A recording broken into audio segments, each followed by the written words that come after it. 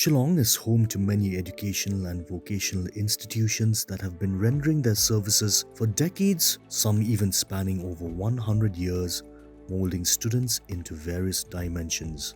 In this episode of Shillong's iconic structures, we are featuring the Don Bosco Youth Centre and its age-old structure that once housed the Pro-Cathedral after the devastating fire of 1936 that destroyed the wooden structure of the Divine Saviour Cathedral, currently known as the Cathedral of Mary Help Christians. The Don Bosco Youth Centre is located at Don Bosco Square in the centre of Laikmunkra. Though the centre was established not very long ago, the structure that houses the Don Bosco Youth Centre, however, dates back to the 1920s.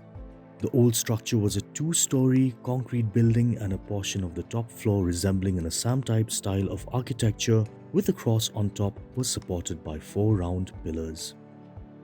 Unlike the current structure, the front portion of the old building with open windows faced the road.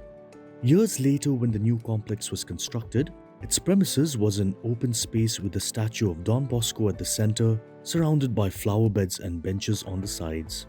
At present, the statue stands next to the main entrance of the building, and a portion of the open space has been converted into a parking area. The Don Bosco Youth Centre was officially administered in April 1983 under the directorship of Father Joseph Cilia, with the purpose of empowering the youths in the state and equipping them with the skills to face modern-day challenges.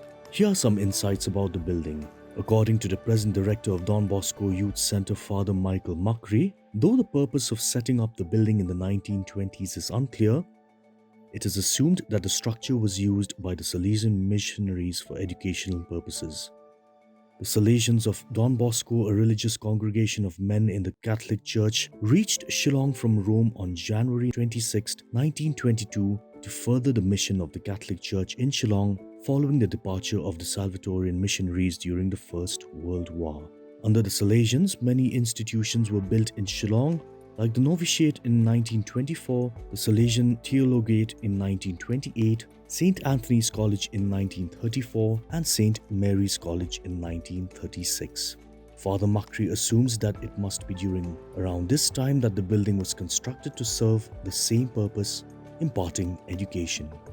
When the old structure of the cathedral burnt down on April 10, 1936, the building was used as a pro-cathedral until 1947, when construction of the church building was completed and the cathedral was moved to its current location. The building was used by St. Anthony's College as its old chemistry laboratory until 1982, when the college was shifted to its present premises. In the same year, Father C.L. Thomas, who was the rector of Salesian Training Centre, then began remodeling the old chemistry laboratory of St. Anthony's College to initiate activities of the youth centre.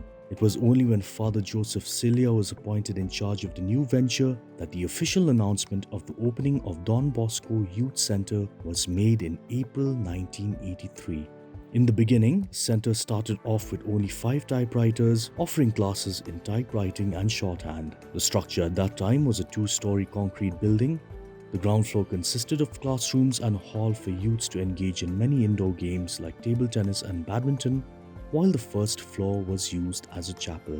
In 1983, the real youth center came into existence when Father Cilia was asked in 1981, 1982 to occupy the place, and he started with short, small programs like, as I said, games, small games, carom board, table tennis, and also he would show those telescope or bioscope, they called it before, with those slides. And that is how slowly young people come to the center since 1983.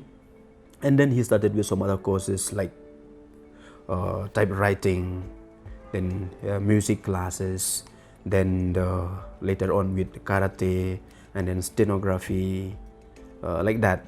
That is how youth center was all about. All it started. Then since 1983, different plots of building were constructed, and now it is like this. After the Don Bosco Youth Centre was established, many changes were made to the building. Since the place was small, a need was felt to have a bigger premises. The blessing of the foundation for the new complex was done on 1st July 1988 by Archbishop Hubert de Rosario.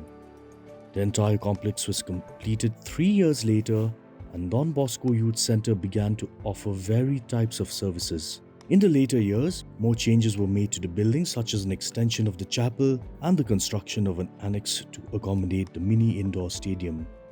Nothing much of the old structure survives except for a huge red cross that can be seen as one enters the premises of Don Bosco Youth Centre, and some vintage items like the flower vases and candle stands. Here's something interesting about the Don Bosco Youth Centre that not many people know about. Did you know that the relic containing the left index finger of Don Bosco was enthroned at the chapel of Don Bosco Youth Centre on October 23, 2021? Don Bosco Youth Centre is one of the only two places in northeast India where the relics of Don Bosco were permanently enthroned. The first is the shrine of Don Bosco at Saura Cherrapunji, where the relic containing the right hand of Don Bosco was brought all the way from Rome in 2016.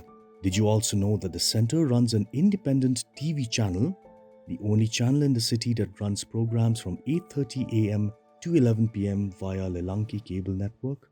At present, the centre offers 47 different courses like computer classes, media and sound engineering, music, karate, judo, and other soft skills like training in beauty services, tailoring, and others, with over 10,000 students opting for these courses every year. Over the years, the centre has successfully managed to provide big placements to many of its students in big cities such as Mumbai, Delhi, and Bengaluru, and even abroad in countries such as the Philippines and Thailand.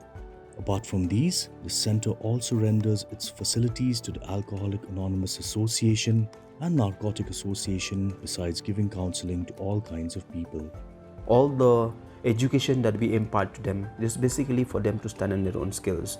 And in fact, we have also lots of job placements actually. We have sent students who have passed out from here to Philippines. Some of them are in Ateneo de Manila University, which is one of the top university in the Philippines. They are there as staff.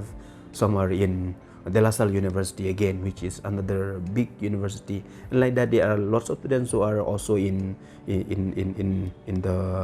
Emirates. But our young people, especially our tribal young people, they are not willing to go out, even though job is available for them.